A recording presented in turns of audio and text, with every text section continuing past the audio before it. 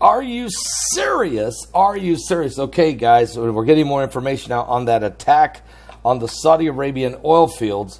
The United States is totally blaming Iran for it. And matter of fact, the Houthi rebels who work for Iran using Iranian drones admit they did it. And they attacked the Saudi Arabian oil facilities, and they have wreaked havoc to the kingdom. Matter of fact, Secretary of State Mike Pompeo has totally blamed Iran for the coordinated strikes on the heart of the Saudi Arabian oil industry, saying that they marked an unprecedented attack on the world's energy supply. The strike shut down half of the kingdom's crude production on Saturday, potentially rolling petroleum prices and demonstrating the power of Iran's proxies. Iran-allied Houthi rebels in neighboring Yemen claimed credit for the attack, saying they sent 10 drones simultaneously to strike an important facilities in Saudi Arabia's oil-rich eastern province. But Secretary of State Mike Pompeo said there was no evidence the strikes had come from Yemen. In a tweet, he said the U.S. would work with their allies to ensure that the energy markets remain well supplied and that Iran is held accountable for this aggression. He added that the strikes showed Iran wasn't serious about diplomacy. No, and I'm tired of people saying Iran's never attacked nobody. Iran never attacks nobody. I mean, Iran is constantly attacking. They took over Yemen with the Houthis. They own Hamas in Gaza. They completely supply Hezbollah in southern Lebanon.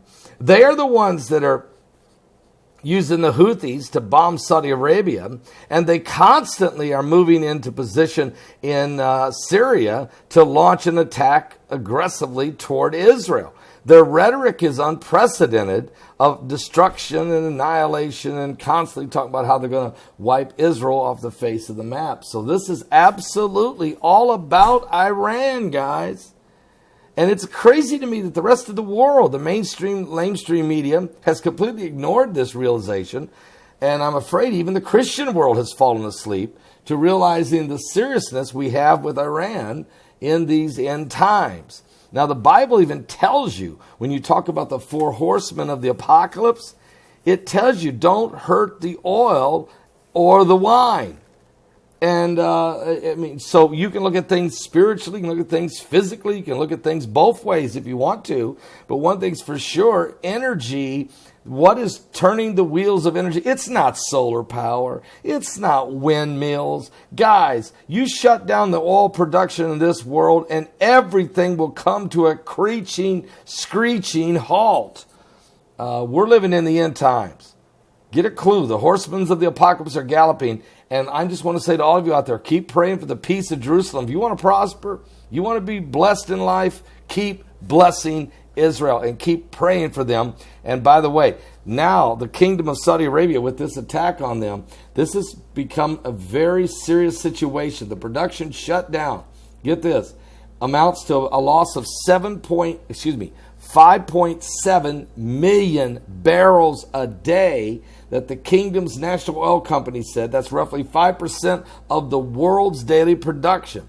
It's half of the production of Saudi Arabia, which will cripple the kingdom financially if they don't get this back together quickly. Officials said they hope to restore production to its regular level of 9.8 million barrels a day by Monday. And so don't worry about the price of crude oil. There's some of them on the left, I'll be honest, are praying for a recession. I've heard guys say that, some famous comedians. We don't think it's funny. Matter of fact, we don't think most of what he says is funny. But that prediction of a recession, this won't cause it. This is not going to cause the price of crude oil to jump to $100 a barrel. Not when Texas can crank out more oil than you can shake a stick at. So what it does mean, though, is we can identify who is the real ringleader, who's the real problem in the Middle East.